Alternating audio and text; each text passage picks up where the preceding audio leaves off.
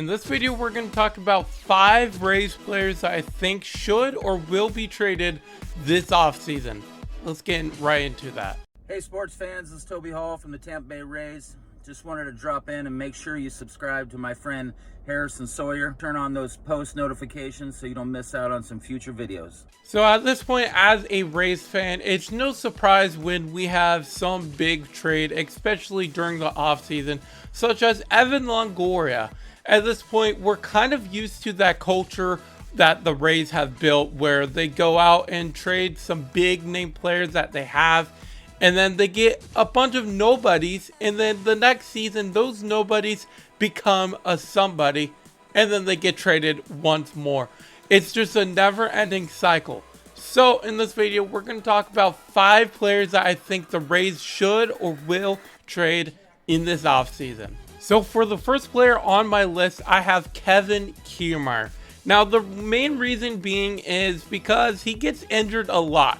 His defense has been incredible. He's won multiple Gold Gloves over the years, but he gets injured a lot. And is that really worth the money? Not to mention, he really isn't that good offensively. He strikes out a lot, and he just doesn't perform the way you want a player to.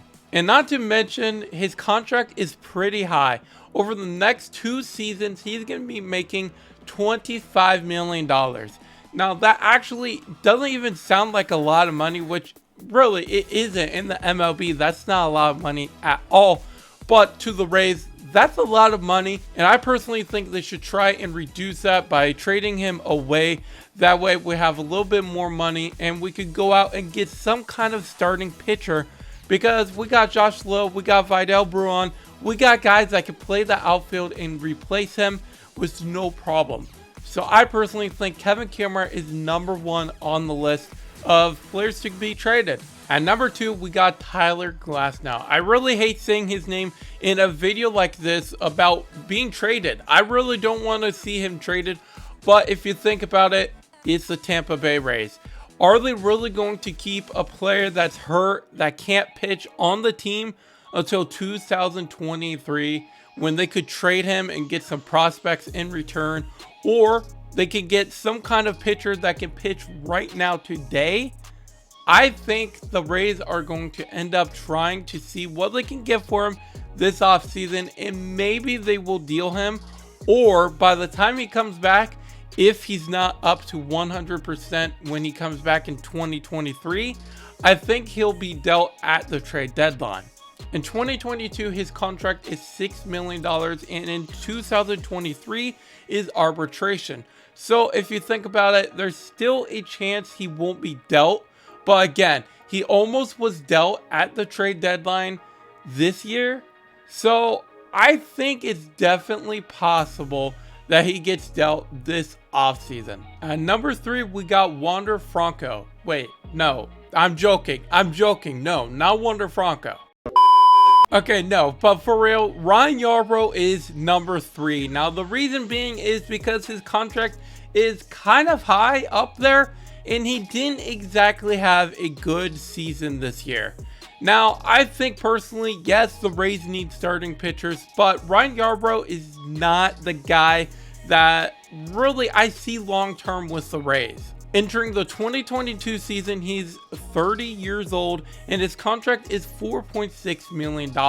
He won't be a free agent until 2025, but I really don't see him being a long-term type of pitcher. Maybe depth, if anything, but knowing the Rays, we need prospects, and I personally just expect him to be traded for some prospects.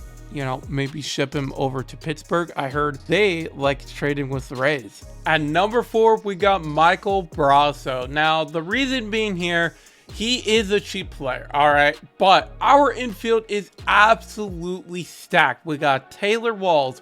We got Xavier Edwards. We got Wander Franco, obviously, Bruhan, Josh Lowe, Brendan Lau. I mean, we have so many guys in the infield. Michael Brosso isn't really needed. Not to mention Yandy Diaz and Ji-Man Choi are also in the infield. I really don't expect him being here much longer. I feel like he's one of those players similar to Danny Duffy, where he was decent for us, but then he left because we just didn't have a fit for him. Michael Brosso did kind of struggle for the Rays. He had a couple of at-bats after the trade deadline, but that was about it. Then he went to the AAA. If I'm not mistaken, I believe he did struggle a little bit more in AAA. So I personally expect him to be traded or just let go. He isn't a free agent until 2026 though. So if anything, he might be traded and we might get a couple like no-name prospects that will turn out to be good because it's the Tampa Bay Rays. But that is another player that I expect to be traded. The final guy we got on this list is Manuel Margot. Now, I don't expect them to trade both him and Kevin Kiermaier because that would be crazy. We do need depth, obviously, but I expect one or the other, at least by the trade deadline, one of them will be traded. Now, the reason being is because, again, we have a lot of guys in the outfield, and Manuel isn't a guy that I expect to stay on the Rays for years to come. I don't see him in the future. He's a great player, don't get me wrong, but he's just another one of those guys that I feel like the Rays have a few years with, and then they let go. Entering the 2022 season, he is 27 years old, and his contract is $5 million. So he is kind of cheap, but obviously if he has a good season, he's going to ask for more money, and he is a free agent in 2023, which is the year that Tyler Glasnow should return, and the next year, Tyler Glasnow is a free agent. So if you kind of think about it, whether it's this offseason or by the trade deadline or just free agency, I don't see Manuel Margot staying with the Rays that much longer. But that's going to do it for this video, guys. Do you agree or do you disagree with my list of players I expect to be traded? Let me know by dropping a comment down below. And who would you like the Rays to pick up in free agency? That's going to be my next video. So make sure you subscribe down below so you don't miss out on that video. Other than that, guys, thank you so much for watching, and I will catch you guys in my next one. Hey guys, so you're still here. You actually are still watching after the video is kind of ending.